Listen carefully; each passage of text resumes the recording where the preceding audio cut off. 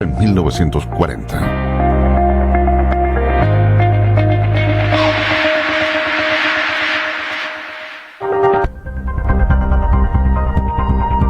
Polar Comunicaciones presenta programa especial COVID-19 en la emergencia.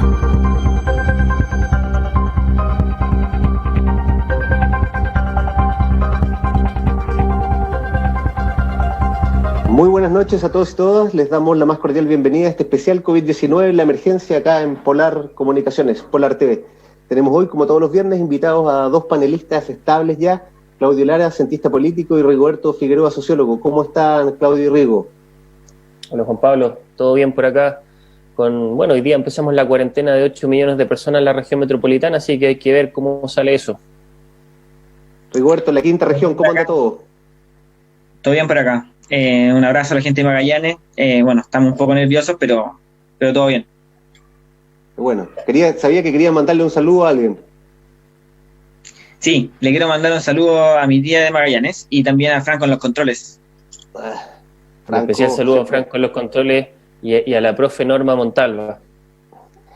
Sí, oigan, pasemos a un tema hoy día que me dejó un poco con un sentimiento encontrado en la mañana cuando vi al ministro Mañalich desmentir todas estas fake news, un poco lo noté en un tono entre pedir disculpas, pero también comentar este hecho que pareciera que es lógico, pero a veces no lo es tanto, más cuando se vienen ya campañas y todo, de que pareciera que por un lado tenemos a una oposición que había estado bastante silenciosa, pero que no aprovecha, no desperdicia la oportunidad de poder darle al gobierno cada vez que se equivoca, en lo más mínimo, por un lado, pero por otro también lo que hemos conversado en muchos programas de este halo de oscurantismo que el gobierno también ha tenido con los datos y que por tanto pareciera que también se presta para que esto suceda. Un poco consultarles, Claudio y Rigo, ¿qué piensan con respecto a esto, de que estamos en este momento para seguir en esa pelea chica? Pareciera que además de todo lo que desempolvó esto después del estallido, y esta pandemia también reveló de que no somos un país maduro políticamente como para poder olvidarnos de todas nuestras peleas en estos casos y avanzar, y de ahí después entrar a las municipales, de gobernadores regionales, si es que hay, al plebiscito y otras. No sé, Claudio, ¿qué te parece a ti esa perspectiva, ese punto de vista? Totalmente de acuerdo con el diagnóstico que tú hacías. O sea, en el fondo creo que los momentos políticos y sociales que estamos viviendo en este momento son un llamado de atención y una invitación a trabajar de manera colaborativa, porque en realidad la cosa se está poniendo compleja. La cantidad de casos están apareciendo todos los días, sobre los 2.500 casos nuevos, y eso en realidad nos dice que perdimos un poco el control de esta curva de contagio, y eso también es un llamado de atención a esta tosudez del gobierno, de decir de que estaba todo controlado, que estábamos haciendo lo mejor que todos en el mundo, que nos están llamando desde otros países para preguntarnos por cuál es la receta para que nos vaya tan bien, pero de pronto aparece el ministro Mañalich diciendo que hay una catástrofe que nadie pudo prever. Entonces, claro, eso llama la atención y se presta un poco para que la oposición saque el bombo y empiece a golpear de alguna u otra manera al oficialismo que hoy en día está en las cuerdas. O sea, si el oficialismo ya estaba golpeado y estaba entrando un poco en el knockout desde el estallido social, desde el 18 de octubre pasado hasta la fecha, con la llegada del COVID-19 no me cabe ninguna duda que hoy en día están con la legitimidad por el suelo.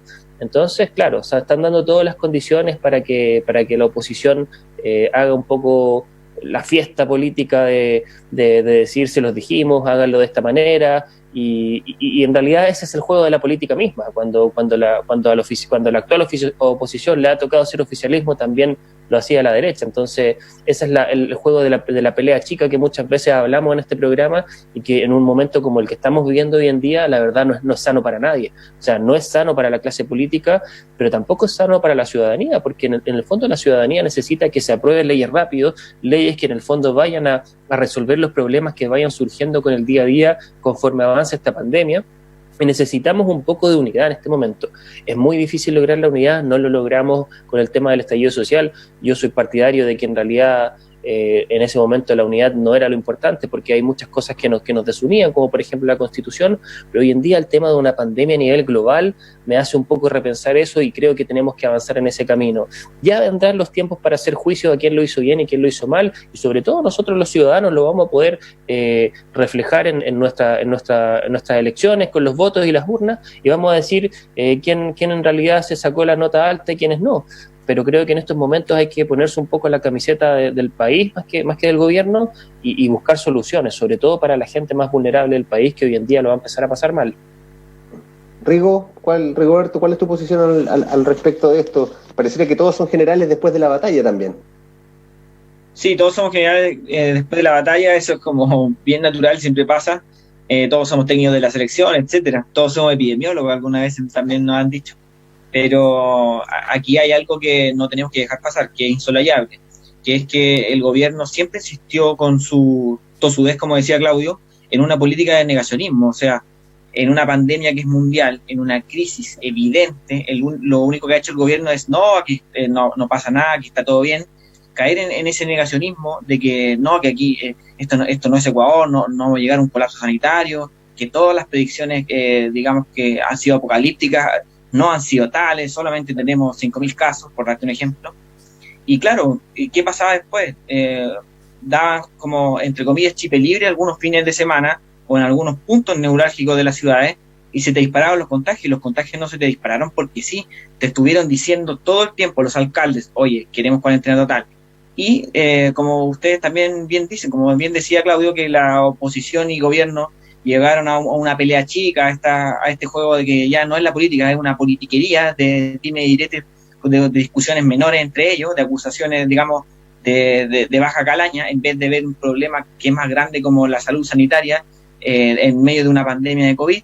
Entonces, lo que sucedió ahí es que hubo un pecado por omisión, o sea, nadie se hizo cargo, y como la oposición está solamente, no sé, firmando leyes, como dice Claudio, firmando leyes para que a la gente le lleguen el bono COVID de 85 lucas, que el otro día Pancho Vidal dijo que con 85 lucas las personas comían, me parece inaudito también. Entonces, dejamos pasar todo esto y se nos descontroló. ¿Y qué pasa ahora después de este negacionismo? Tienen que haber culpable, el culpable del gobierno.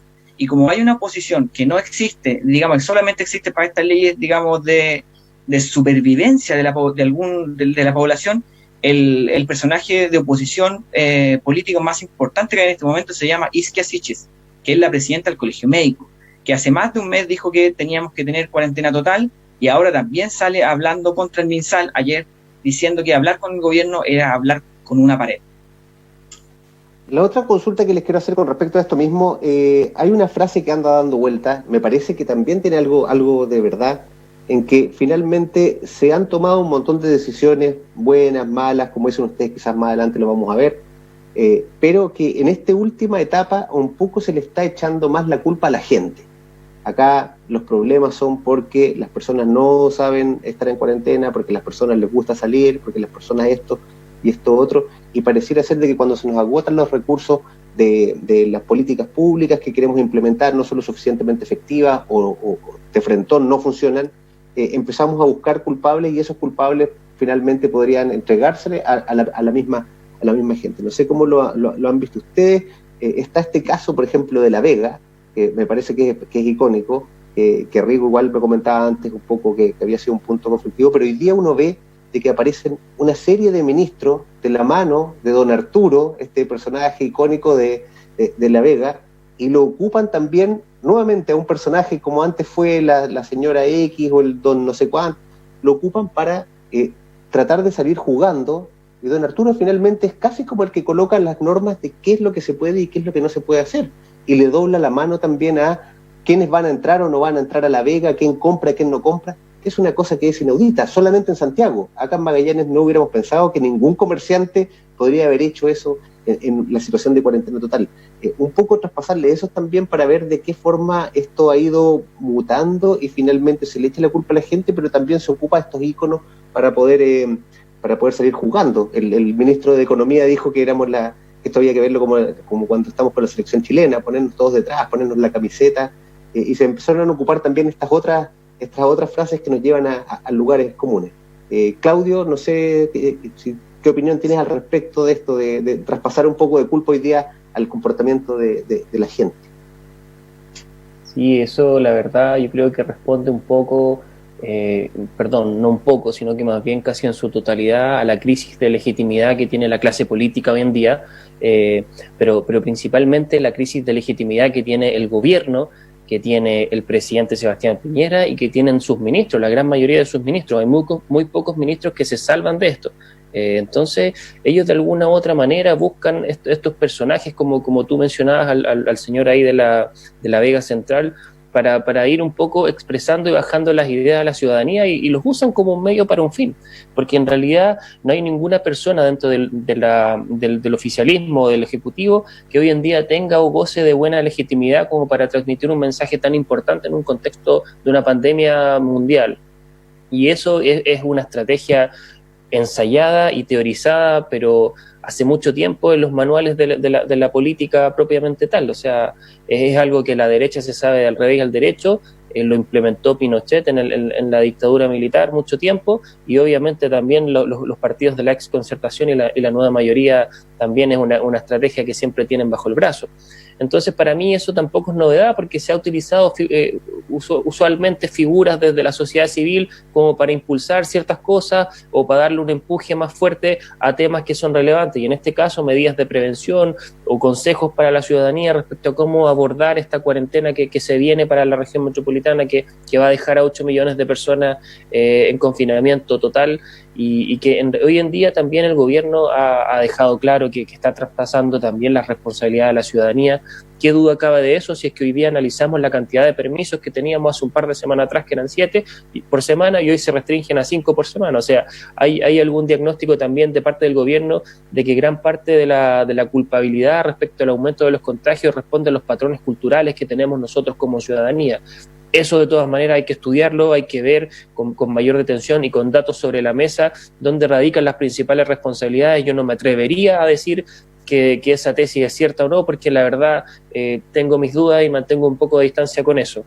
Creo que hay que ser responsable para hablar eso, y al gobierno le ha faltado un poco de responsabilidad para tratar estos temas.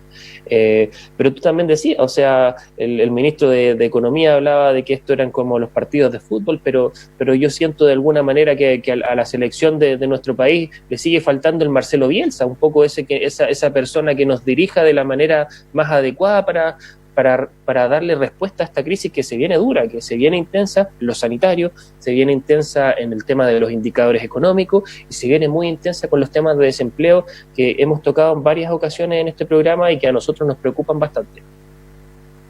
Rigoberto, tu posición con respecto a esta culpabilidad de la gente finalmente.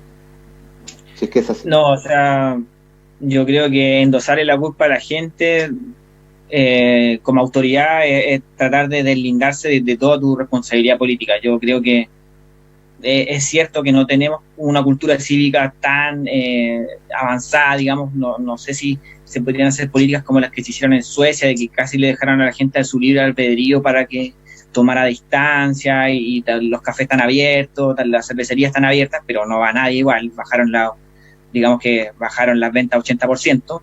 Pero creo que la responsabilidad es de la autoridad, y la autoridad no puede endosársela 100% de la población. Es cierto que somos porfiados, pero deberíamos haber tomado medidas para eso. O sea, si no íbamos a ir a si no íbamos a ir a otra región, no sé, o imagínate los santiaguinos que ya los cercaron. Si no íbamos a ir, si se iban a ir a la playa, deberían haber previsto eso. Y no hay que irse tan lejos. Yo hablo de los contagios que hubo ahora masivos, porque el 1 de mayo no se hizo nada. Hablo, no sé, de ahora del jueves, que había en la ruta 68 estaba llena de personas que se querían saltar la restricción que le van a poner, al cerrojo que le van a poner a Santiago, claro, que el 40% de la población, 8 millones de personas, como dice Claudio, y ya se saltaron el cerrojo. O sea, también la ruta 68 estaba llena. Hubo personas que salieron en los noticiarios que estaban bajo el estado de ebriedad, que venían incluso hacia acá, no tenían papeles, venían a la suerte. Entonces, hay dos cosas. Yo como autoridad tengo que tener más resguardo, porque sé que la población se va a comportar de esa manera, que no hay una conciencia mayor, pero nunca tengo que, esa responsabilidad de mí como autoridad, yo nunca la puedo delegar en las personas, o sea, siempre es mi responsabilidad. ¿Quiénes son los responsables? El gobierno, el presidente de la República y los ministros encargados, el ministro Mañalich. Yo no puedo desligarme de esa responsabilidad. Me parece inaudito que se haya buscado como chivo expiatorio, digamos, a la población. Eso no corresponde.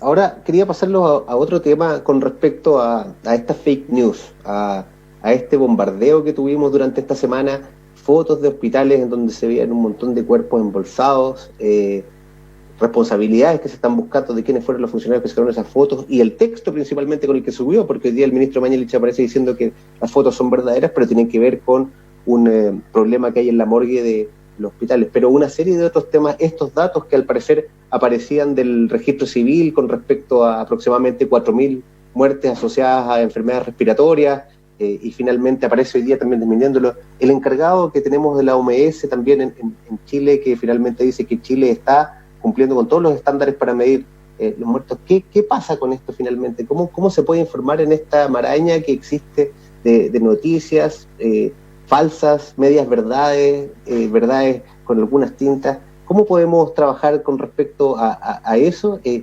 informar finalmente? Esto lo que está generando es pánico. Ayer me llegó por distintas vías toda esta información de una, con distintos datos, con distintos desagregados. Era muy difícil de poder hacer el filtro, y todos los documentos parecen reales, todos los documentos vienen firmados, todos los documentos tienen algo de verdad. La pregunta es cuál es la intención que hay detrás. No sé, Claudio, ¿qué te parece a ti esto con respecto a los posibles intereses detrás de filtrar esta información? Sí, yo creo que son tiempos para ser responsables con lo que se informa, con lo que se filtra, porque en el fondo hay mucha información que va a generar mucha ansiedad en la ciudadanía y que va a generar alguna situación de desesperación o de que en el fondo lo que está ocurriendo no está del todo controlado. Y es un poco lo que está ocurriendo, porque al final el gobierno que nos decía hace un tiempo atrás de que estábamos muy bien preparados para afrontar el COVID-19, que no iba a haber ninguna persona que se muriera por falta de ventiladores, que en el fondo todos los servicios de salud iban a contar con el personal necesario, con los equipamientos necesarios, pero muchas de esas cosas no están ocurriendo. Entonces es un llamado de atención que al menos a mí, que sigo el tema, me genera un poco de ruido, me genera mucho ruido y hasta cierto temor pensar que en realidad las acciones que se tomaron a lo mejor fueron insuficientes o simplemente nos dijeron cosas que se iban a hacer pero que nunca ocurrieron. Yo no tengo la certeza de cuál es la tesis que es verídica y cuál no, pero en esta bomba atómica de informaciones que llegan desde distintas fuentes, la cabeza de alguna u otra manera te explota, porque no sabes a quién creer, no sabes a quién en el fondo considerarlo una fake news, y hoy en día, claro, tienes al ministro de Salud desmintiendo todo esto, pero también han ocurrido un montón de cosas en donde el ministro dijo algo y después claramente no ocurrió lo que él decía, y él también queda totalmente legitimado políticamente, comunicacionalmente, y esa ha sido un poco la tónica desde el 16 de marzo, que en realidad entramos mucho más en fuerza con el tema de los confinamientos y las cuarentenas, y hoy en día pareciera que el ministro tampoco ha aprendido mucho. Yo siento que él está bastante al debe en cómo baja la información a la ciudadanía, porque lo que a él le falta es transmitir seguridad. Un jefe de cartera o jefe de Estado tiene que tener esa capacidad de transmitir seguridad a quien le está escuchando, porque en el fondo estás trabajando en una política pública que va a ser ejecutada en un territorio de la población o la totalidad de la población y que nos va a afectar a todos, pero si no confiamos en quienes están al mando de todo esto, es muy difícil creerles también. Por eso hay que tener mucho ojo en lo que se hace, en lo que se dice y en los cómo, y ahí el gobierno ha sido negligente. Roberto, un poco para la misma consulta que le hice a Claudio, pero también adjuntándole un antecedente. Hemos visto que en los momentos más duros ha aparecido el ministro Mañalich solo, y ha parecido que no le tirita ni un momento nada. Aparece esta seguridad de la que me habla Claudio. Pensaba y decía, pero a mí me parece que siempre se ve demasiado seguro, más que con algún tipo de de miedo o de que me cause inseguridad. Lo que de repente me ha causado inseguridad es su exceso de confianza. Me parece que es extremadamente confianzudo cuando dice las cosas. ¿Cuál es tu visión con respecto a esto? Porque lo comentamos el otro día, Rigoberto, con respecto de que cuando aparece con un subsecretario, cuando aparece con otro, cuando aparecen los tres, cuando aparece solo. Tu percepción con respecto a esta política comunicacional también, desde salud y desde el gobierno. Sí, ahí Mañalich es un personero interesante, porque claro, él siempre tiene la última verdad, o sea, tiene un exceso de confianza y se tira a veces frases que son pachotadas, como decir que tenemos el mejor sistema de salud del mundo. Claro, tiene su confianza y claro, tú como bien observas, cuando hay mala noticia aparece solo, porque digamos que Arturo Zúñiga, antes que le hicieran esos obvios coaching que le hicieron, porque ahora habla mucho mejor, se ponía muy nervioso, claro, se ponía muy nervioso. Él ahora el subsecretario va a estar muy exigido cuando tenga que dar los datos de que ya no hay muchos ventiladores mecánicos. Creo que ya para hoy, ya a las 12, ya la red de ventiladores mecánicos está llegando al 90% en la región metropolitana y a 80% a nivel de todo el país. Entonces, Arturo Zúñiga lo va a tener complicado. Yo no sé si va a salir Arturo Zúñiga o va a salir Mañalich, que es como cuero chancho, digamos, como se dice coloquialmente, a poner la cara por el resto de los subsecretarios. Pero me parece una figura muy interesante. También ha salido como a desmentir, hoy nos hizo una clase como de fake news, que esto es mentira, esto es verdad, porque esto, porque lo otro, incluso poniendo en la pantalla, que ahora ponen en la pantalla, ponen gráficos y pusieron un tweet de Jadwe, desmintiendo un fake news del cementerio general, endosándole a Jadwe, diciéndole que era como el rector del cementerio. Eso me pareció muy interesante. Pero digamos que también el gobierno se estaba poniendo el parche antes de la herida, porque hay una periodista que le está molestando, que es Alejandra Matos, que está haciendo la pega de periodismo desde Nueva York, desde Estados Unidos, y está sacando estos datos de que, yo tengo anotada acá la fecha, desde el 3 de mayo al 24 de abril, en este periodo, ya llevamos como 4.201 muertos por causa respiratoria, para cuando un año normal, con esas mismas cifras, son más o menos 1.200 casos, o sea, tenemos 3.000 muertos más por enfermedades respiratorias. Y de ahí sale el cuestionamiento: ¿por qué a tal nivel de contagios tenemos tan pocos muertos? Nosotros no somos superhumanos. Entonces, ¿qué está pasando? ¿Son errores administrativos? ¿Estamos ocultando información? ¿Hay oscurantismo en los datos? ¿Como se quiere calmar a la población? ¿Quieres dar una imagen como de crisis controlada?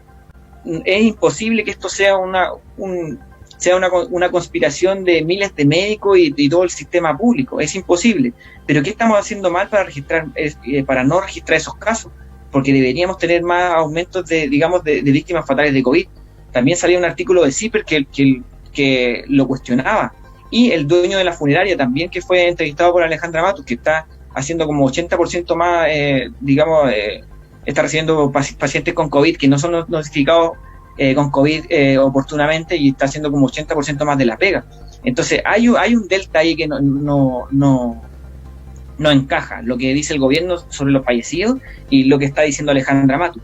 Y también tuvieron que salir a desmentir con un Excel que yo, sin fuente, que decían que tenemos 1.949 casos hasta la fecha en ese mismo periodo que dijo Alejandra Matos.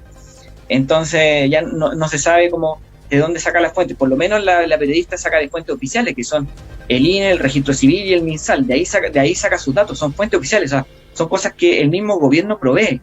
Y ahí están los dime y diretes, y está interesante la cosa también, descartando los fake news. Muchachos, se nos pasó volando este bloque. De verdad que me acabo de dar cuenta que estamos ya en la hora, así que nada más que dejar invitado a todas las personas que nos están mirando para que se queden con nosotros y vean el segundo bloque, donde vamos a seguir profundizando en estos casos, en estos temas con Claudio y Rigoberto. Así que quédense con nosotros y ya volvemos acá en Polar Comunicación en este especial COVID-19 en pandemia.